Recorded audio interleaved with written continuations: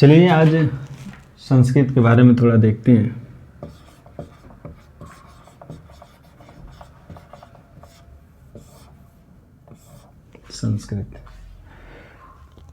संस्कृत जो शब्द है वह सम उपसर्ग क्री धातु और कतव प्रत्यय लगने से बना हुआ है। इसमें जो है सम उपसर्ग क्री धातु और कतव प्रत्यय लगने से संस्कृत बनता है और इस संस्कृत का जो अर्थ होता है यह है शुद्ध या परिमार्जित। जो संस्कृत है संस्कृत शब्द सम उपसर्ग क्री धातु और कतव प्रत्यय लगने से बनता है और संस्कृत शब्द का जो अर्थ होता है उसे हम कहते हैं या इसका अर्थ होता है शुद्ध या परिमार्जित। यदि यही हम बात करें कि संस्कृत भाषा का क्या अर्थ होता है,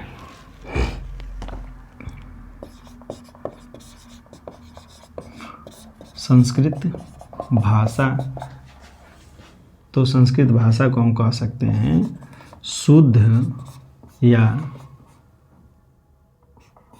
परिमार्जित भाषा। शुद्ध या परिमार्जित भाषा।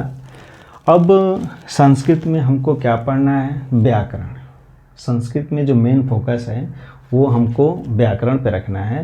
तो संस्कृत में जो हम पढ़ेंगे वो है व्याकरण। व्याकरण पढ़ेंगे।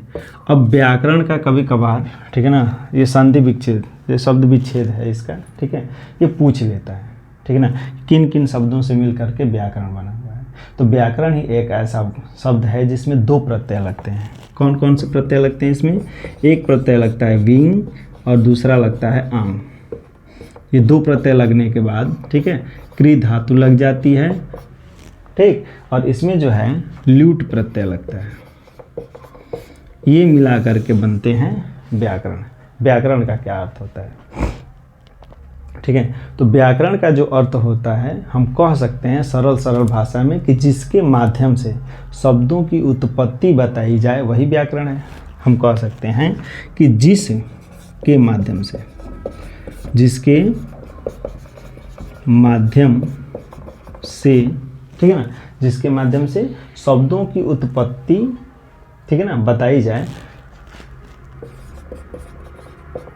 शब्दों की उत्पत्ति बताई जाए, उसे हम क्या कहते हैं? उसे हम व्याकरण कहते हैं।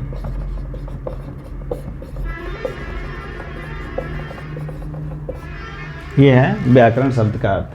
व्याकरण का मतलब है कि जिसके माध्यम से शब्दों की उत्पत्ति बताई जाए वही क्या है? व्याकरण है। यानी व्याकरण के माध्यम से कौन से शब्द कैसे बने हुए हैं, किस रूप के हैं, उसमें कौन सा धातु है, कौन सा प्रत्यय है, ठीक है, कौन सा शब्द रूप है, ये सब कौन बताता है? तो ये व्याकरण बताता है। किसी भी शब्द में, चाहे वो संधि हो, समास हो, जो भी शब्द बनाए गए हैं उन शब्दों में कौन कौन सा समास, भाई वो कौन कैसे कैसे शब्द बने हुए हैं, किस रूप के हैं, ये सब कुछ कौन बताता है? तो व्याकरण बताता है, ठीक है। अब थोड़ा सा नज़र डाल लेते हैं, ठीक है ना, व्याकरण पर ही।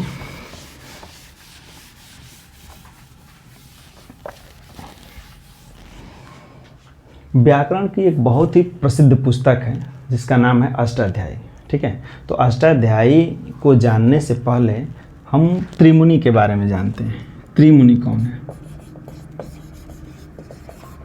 त्रिमुनि में तीन मुनि हैं।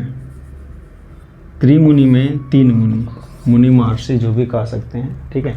इसमें पहला जो नाम आता है वो है महर्षि पाणिनि का। दूसरा है कात्यायन, या इनको वर रुचि भी कहा जाता है। और तीसरा है पतंजलि, महर्षि पतंजलि। इन तीनों का नाम ही, इन्हीं तीनों लोगों को हम त्रिमुनि कहते हैं। ये तीन महर्षियों को त्रिमुनि के नाम से जाना जाता है। जो महर्षि पाणिनि हैं इन्होंने अष्टाध्यायी लिखी थी।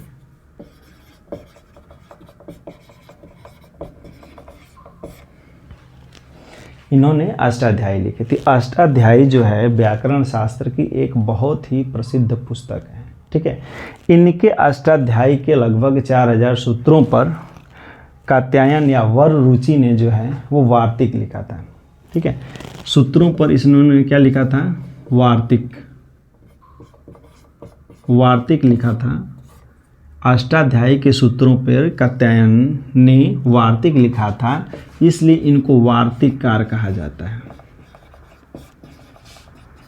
ठीक है। और पतंजलि ने अष्टाध्यायी के सूत्रों पर ही भाष्य लिखा था, इसलिए इनको भाष्यकार भी कहा जाता है, इसलिए इनको भाष्यकार भी कहा जाता है, ठीक है। एक और नाम आता है संस्कृत में, ठीक है, एक और संस्कृत में नाम आता है, ठीक है, भट्टोजी दीक्षित का। भट्टोजी दीक्षित,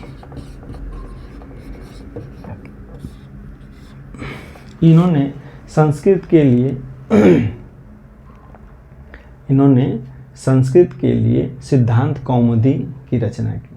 इसकी रचना की सिद्धांत कौमुदी की। इन्होंने सिद्धांत कौमुदी लिखा। सिद्धांत कौमुदी, जिसका पूरा नाम, सिद्धांत कौमुदी का पूरा नाम था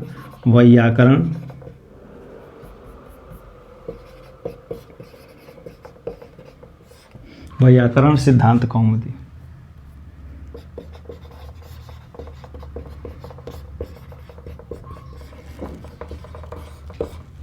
ठीक है।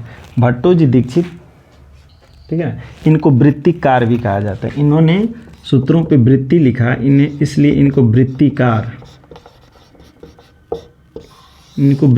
भी कहा जाता है, ठीक है।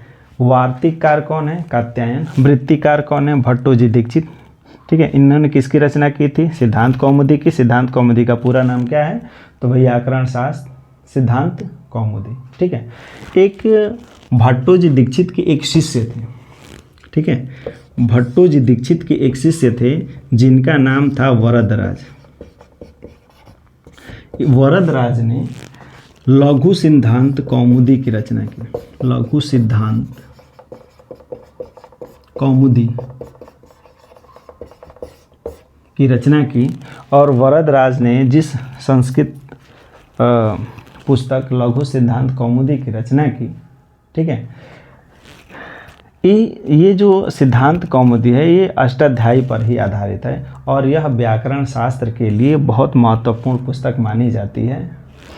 और इस लघु सिद्धांत कौमुदी में व्याकरण के बहुत सारे नियमों को आसान तरीके से समझाया गया है, ठीक है। तो संस्कृत में आज हमने क्या क्या देखा? हमने आज संस्कृत में देखा संस्कृत शब्द का अर्थ, संस्कृत भाषा का अर्थ, व्याकरण, व्याकरण के वर्ण विच्छेद के बाद हमने देखा व्याकरण का अर्थ। व्याकरण का अर्थ क्या है? सब पहले हम पूरा संस्कृत जो भी आज हम पढ़े हैं उसको एक बार दोहरा लेते हैं। हमने क्या देखा? संस्कृत शब्द किन किन शब्दों से बना हुआ है? सम, उपसर्ग, क्रिया धातु और कतव प्रत्यय मिलने से ही संस्कृत बना हुआ है। संस्कृत का अर्थ होता है शुद्ध या परिमार्जित और संस्कृत भाषा का अर्थ होता है शुद्ध या परिमार्जित भाषा।